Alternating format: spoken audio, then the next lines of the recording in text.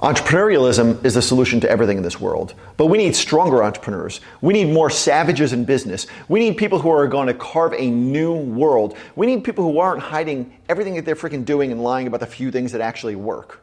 We need entrepreneurialism to be a brotherhood and a sisterhood and a fraternity of people who are all in this together, who are in the grind and growing and pulling each other up. Because in that moment, when everybody's growing, our economy immediately grows. And bad political decisions, they don't affect us as much, right? And employment rates go up. And people begin to understand how to actually contribute. So there's no more of this, it's all about me freaking bullshit out there.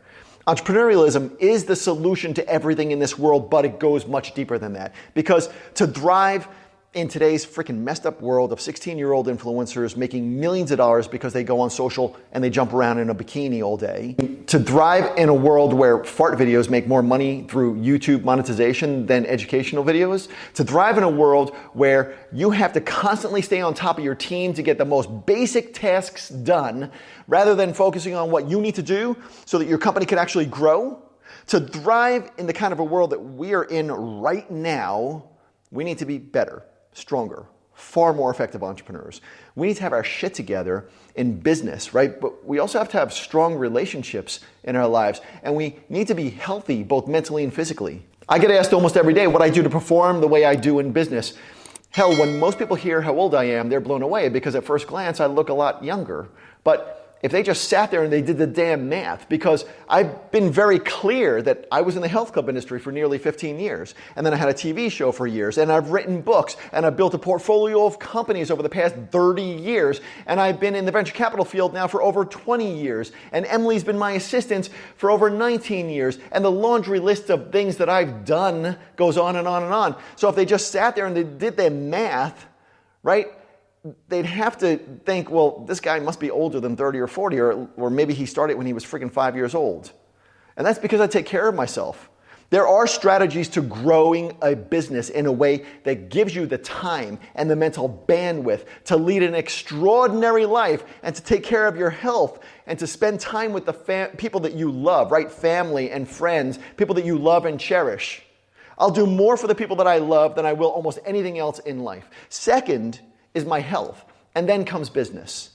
The great majority of entrepreneurs put business first, and when you do that, there's always something missing that would make you significantly happier if you had more of it, right? And the solution to that is always to get your shit together, and for most people, that includes taking charge of your mental and physical health. This world needs people who are going to grow something massive. It needs entrepreneurs who understand how to grow their revenue and their margin and the number of people that they reach with their message and their personal wealth and their personal health also, so that they could lead by example and build a team under them who share the same values. Because the values that grow a healthy, strong entrepreneur spread like a virus and change the world in a positive way.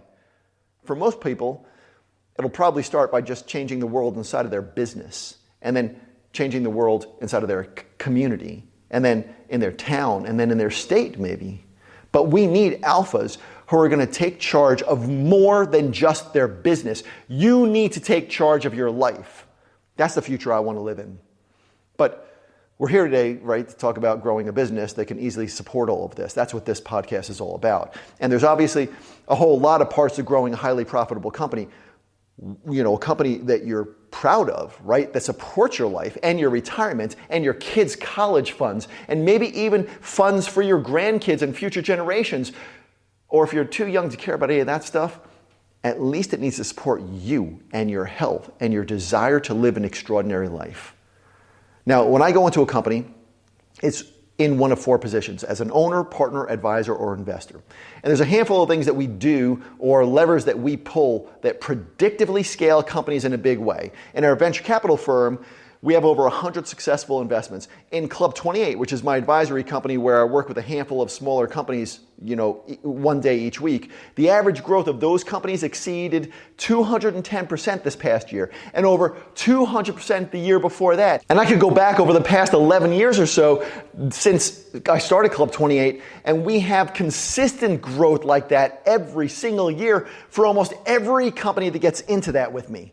And that's because there's a handful of things that when implemented in a company, those small changes make a remarkable difference in their revenue and their margin and their culture inside of that company and their ability to reach out and touch significantly more people with their products and services with usually far less effort on their part. And we obviously don't have time to go deep into each one of those levers, but just know, no matter what level that you're at, no matter what stage you're at, no matter what industry you're in, no matter what the economy is, there's going to be a few businesses that consistently grow. And those companies are going to be led by entrepreneurs who work together with other great entrepreneurs and who put their heads down and their blinders on so that they don't get distracted and they stay focused on the few key actions that really drive growth. So every day you need to ask yourself, do I have my shit together?